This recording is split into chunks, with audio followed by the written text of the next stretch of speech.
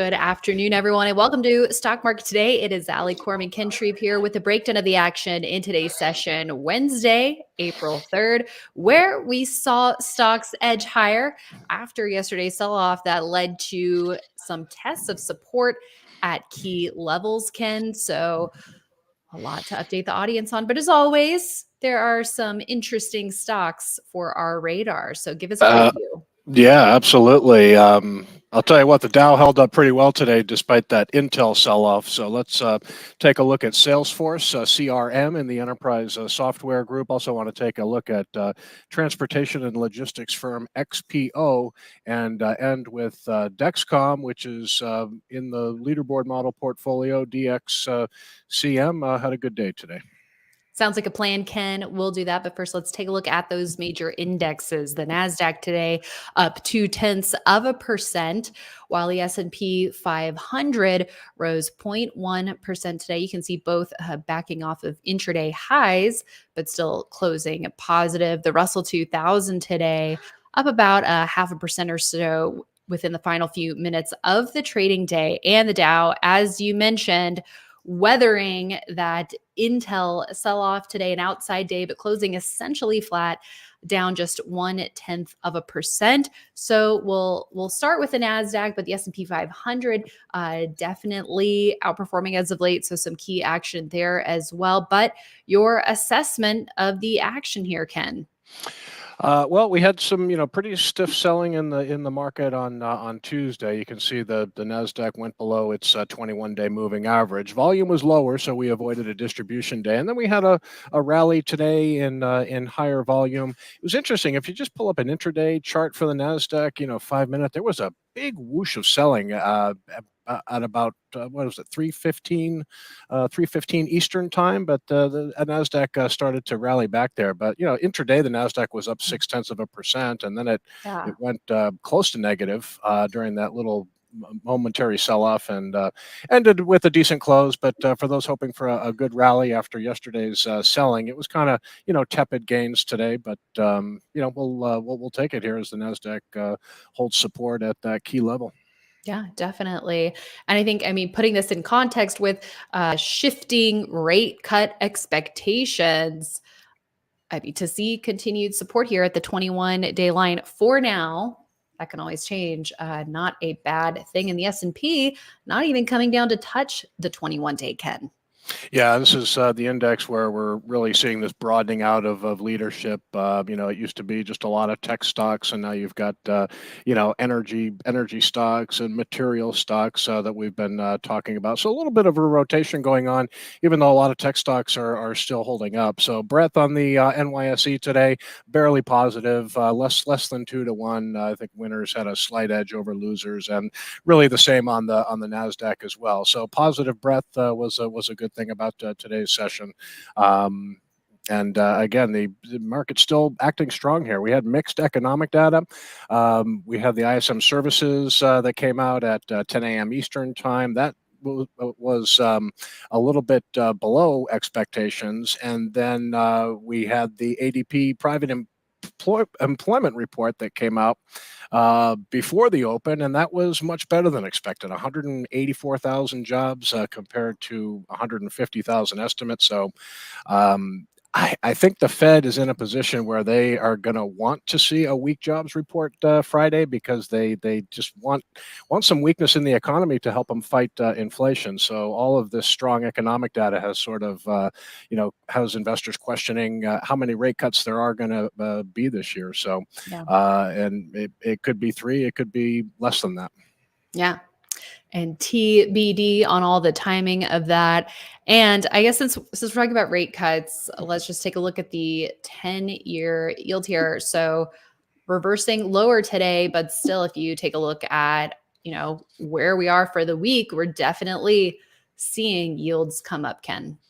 Yeah, well, the 10-year yield today went all the way up to 4.43. I think it got close to 4.43%. It did reverse lower. So there was some, the second day in a row, the 10-year yield kind of closed near its low here. So, but again, that hotter than expected jobs report fueled some that drop in interest rates, and I think the jobs report this Friday is going to be very important. Yes, it definitely will be. Okay, let's take a look at Intel, because that does give us some context for what we saw in the Dow today. So here's INTC down over 8%, but the Dow today weathering that pretty well.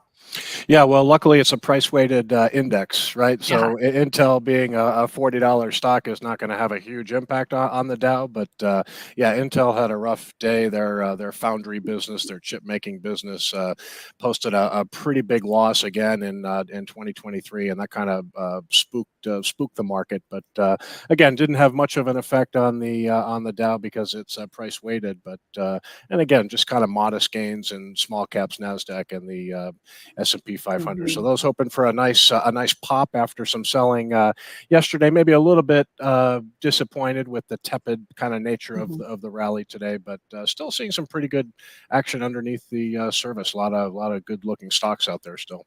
Yeah, well, that's good. And here's a look at the Russell, which you mentioned, getting back above the 21-day line. And on a weekly basis, still holding above that 10-week.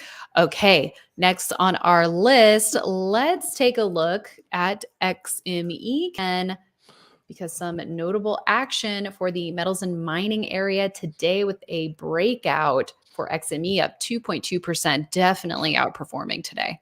No doubt about it. So this ETF, and again, energy stocks. I mean, the leadership has broadened out nicely. I mean, this was an actual breakout today. It moved above that left side high of 61.80. Freeport McMoran FCX has been a strong performer. That's the top weighted stock in this ETF. While FCX is kind of extended and too late to buy here, I did want to take a look at CMC, which is another top holding commercial metals, because this is actually a breakout that happened in very, very heavy volume, and then a nice little pullback in light volume back into the buy zone here. So if we go back to the daily chart here, we'll see the heavy volume breakout, and then just an orderly pullback to the 10-day moving average here in pretty light volume. So if a stock breaks out, pulls back in light volume, finds support, and especially in a buy zone, I mean, this stock still looks actionable to me now. So some really top performers in that XME ETF, and just another example of broadening leadership here. Yeah. All right. Well, a bonus ticker idea here, Ken, in today's show with CMC. Let's now go to CRM, which you wanted to highlight some nice support at a key level here for this enterprise software giant. Yeah, we keep hearing about this rotation, and definitely more stocks are participating in this rally. But you can't sleep on a lot of these software makers, because Salesforce has been on a tremendous run, had two really good positive reaction to earnings, came down to its 50-day moving average. A lot of leading stocks yesterday during the selling found support at key levels, and volume was light in Salesforce yesterday, but a nice test of the 50-day moving average. If you go over to the weekly chart here, this is again just another setup that you like to see. This is really a good example of a flat base taking shape. So we need to see 5 weeks in a flat base. So by the end of this week, looks like a good pattern could be in shape here as it holds support at the 10-week line. So again, a lot of people talking about rotation out of tech into other areas, but still a lot of tech names out there showing strength, like Salesforce. Yeah. Okay, let's take a look at XPO here. If I can type, here's a look at XPO in the transport group, which we've seen showing some bullish action as of late, including from XPO. Yeah, and this is again a really positive response to earnings when it gapped above the 100 level, and again a stock that just moved sideways after that. Didn't want to give up any ground. You'll sometimes hear, well, stocks always fill their gaps. A stock gaps up, it's eventually going to come down and fill that gap. But doesn't look like XPO wants to do that. So holding support. And again, we switch over to the weekly chart here and see a very similar setup to Salesforce here. Not sure we're going to get a new base by the end of this week, but we do have an actionable stock here as it tests support at the 10-week moving average for the first time. So I think XPO, again, a different industry group outside of tech, showing strength here and looks actionable right now.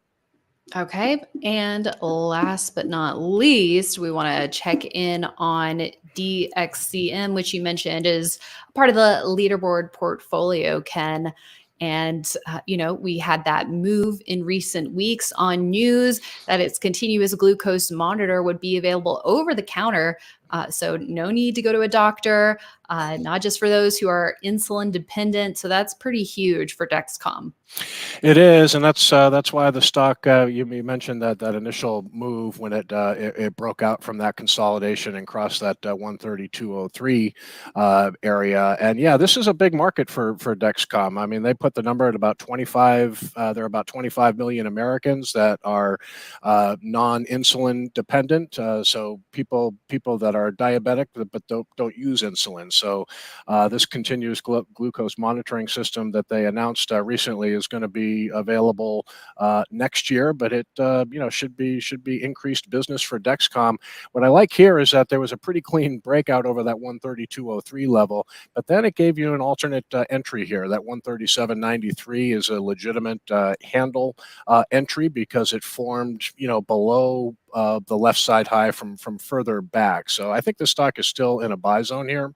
And if you look at the weekly chart here, it's almost like a big base and just formed another handle area, a little bit of a shakeout, and then broke out last week. So this one still looks actionable to me. And I think the fundamental story here is still very compelling. There's a lot of, I think 1 out of 3 Americans are dealing with, blood sugar issues or are pre-diabetic. So there's just a good market here for Dexcom, and you can see the growth has been very strong, and strong growth is expected to continue. Yeah, totally agree with you, Ken, on that fundamental story. Definitely catches my eye as well. All right. Well, that is it for today, everyone. And we will see you back in the morning on IBD Live, investors.com/IBD Live for all the details on that. We'll see you there. And then we'll also see you back here tomorrow after the close.